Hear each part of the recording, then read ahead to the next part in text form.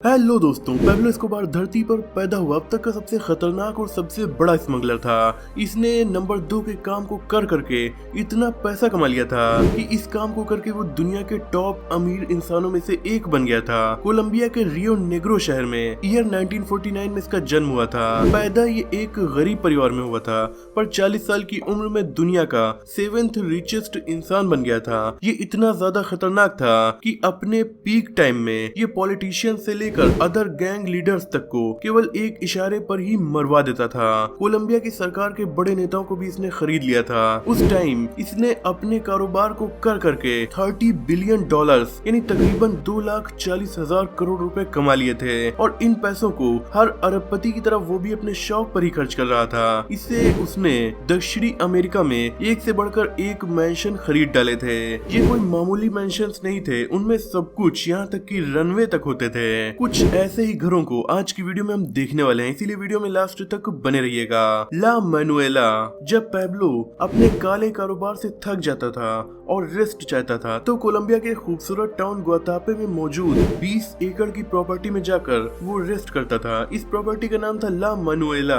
झील के किनारे बनी इस प्रॉपर्टी का नाम पैब्लो ने अपनी चहेती बेटी मैनुएला के नाम पर रखा था। पानी के किनारे बनी इस प्रॉपर्टी में बेहद बड़ा स्विमिंग पूल, घोड़ों के लिए अस्तबल, टेनिस कोर्ट, सी प्लेन डॉक, हेलीकॉप्टर एक्सेट्रा जैसी चीजें मौजूद थी। पैब्लो के दुश्मन हर तरफ थे, इसीलिए सेफ्टी बहुत ज्यादा जरूरी थी। इसीलिए इस प्रॉपर्टी में हर जगह ऊंचे ऊंचे वॉच टावर लगे हुए थे, जिसमें पैब्लो के गार्ड्स ऑटोमेटिक गन को लेकर मुस्तैद रहते थे। पर फिर भी पैब्लो के दुश्मनों ने एक बार ला मैनुएला पर हमला कर दिया और TNT से इसके बाथरूम को ही उड़ा दिया था। तब से पैब्लो ने इस प्रॉपर्टी को खाली कर दिया। आज भी ये प्रॉपर्टी मौजूद है, पर एक खंडहर बनकर रह गई है। लोकल एरिया के बच्चे अब यहाँ गेम्स को खेलने आया करते हैं। हासिएंदा नेपोलिस। दोस्तों, कोलंबिया के पुर्तो त्रियम्फो में मौजूद हासिएंदा नेपोलिस को पैब्लो ने ऐसा बनवाया था जो दिखने में घर कम एक डिज्नीलैंड ज्यादा लगता था। यानी पैब्लो ने अपने बच्चों के लिए घर में ही डिज्नीलैंड बनवा लिया था। ये 12 स्क्वायर किलोमीटर में फैली हुई एक प्रॉपर्टी थी। मतलब इतने एरिया में एक छोटा मोटा शहर बस जाएगा। इसमें हर मेंशन की तरह स्विमिंग पूल्स, वाटर स्लाइड्स यानी पूरा का पूरा वाटर पार्क, डायनासोर स्कल्पचर ताकि जुरासिक पार्क वाली फीलिंग आए, roller coaster rides, kart racing track और जू में जेब्रा, हाथी से लेकर हिप्पो जैसे एनिमल्स तक मौजूद थे। इस प्रॉपर्टी में अपना एक प्राइवेट एयरपोर्ट भी पैब्लो एस्कोबार ने बनवा लिया था, क्योंकि पैब्लो के पास एक दो नहीं 15 प्राइवेट जेट थे, 6 हेलीकॉप्टर थे, उनके लिए हेलीपैड्स भी बनना जरूरी था। पैब्लो के पास सी प्लेन भी था। इससे ये फायदा था कि पैब्लो को अगर इमरजेंसी में भागना पड़ता तो वो जिधर से भागता उधर उसे उसका व्हीकल तैयार मिल जाता।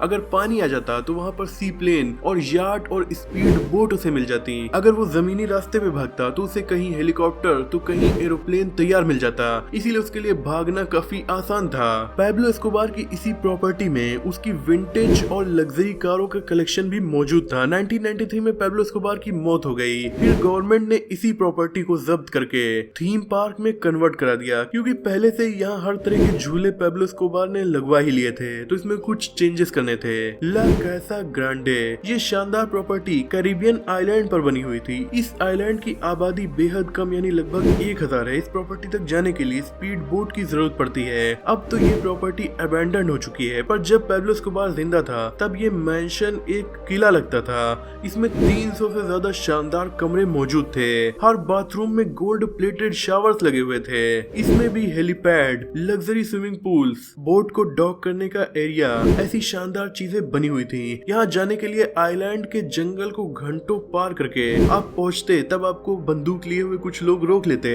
और अगर पैब्लो की इजाजत है तब तो आप इस प्रॉपर्टी में पहुँच जाते, वरना वो गार्ड या तो आपको वापस कर देते या फिर रिजल्ट कुछ और ही होता। वैसे घने जंगल के बाद इतनी शानदार प्रॉपर्टी होगी ऐसा शायद कोई सोचता भी नहीं होगा। अब पैब्लो एस्कोबार का कैरिबियन में मौजूद ये किला, जहाँ कभी अंडरवर्ल्ड के मोस्ट पावरफुल लोगों की मीटिंग हुआ करती थी, आज वो अबैंडन हो चुका है और एक खंडहर लगता है। Monaco building. पैब्लो एस्कोबार अपनी लाइफ टाइम में बहुत तरह की प्रॉपर्टीज में रहा, क्योंकि उसका काम ऐसा था कि उसके दुश्मन हर तरफ मौजूद थे।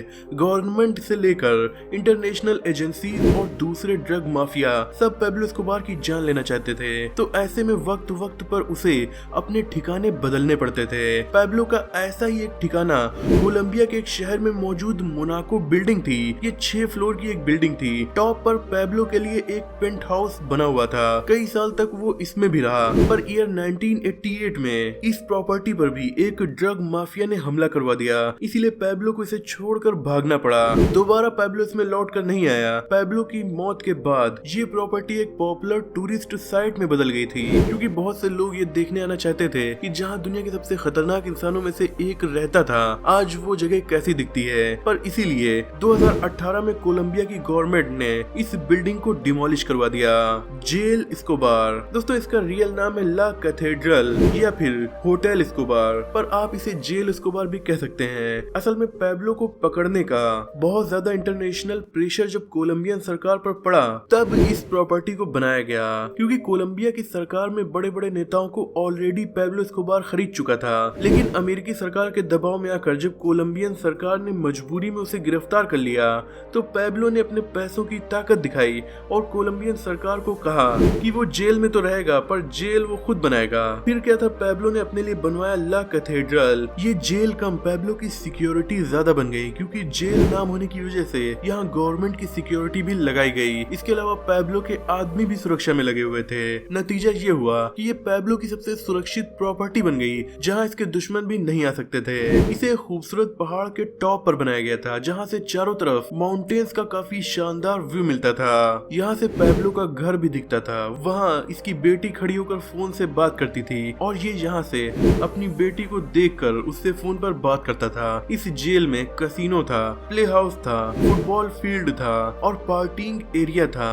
कुल मिलाकर ये जेल नहीं बल्कि एक हिल स्टेशन पर मौजूद रिजॉर्ट बनकर रह गया था। यहाँ पर पैब्लो बाहर से बहुत से लोगों को इनवाइट करके पार्टी देता था। इसमें काफी शानदार रूम्स बने हुए थे। यहीं से वो अपना काला कारोबार भी चला रहा था और अमेरिकी और विदेशी सरकारों से कोलंबियन सरकार कह रही थी कि अब तो वो जेल में है। पर पैब्लो को प्रॉब्लम तब हो गई जब इसी जेल में पैब्लो ने कोलंबियन सरकार के 4 लेफ्टिनेंट को मरवा दिया। तब कोलंबियन सरकार ने ऑर्डर दिया कि अब उसे असली जेल में शिफ्ट करेंगे। इसीलिए 1 साल 1 महीने तक इस जेल में रहने के बाद पैब्लो भाग गया और फिर यूएस गवर्नमेंट की स्पेशल डेल्टा फोर्स से ट्रेंड होकर 600 सैनिक वहाँ आए जो पैब्लो एस्कोबार को पकड़ने वाले थे।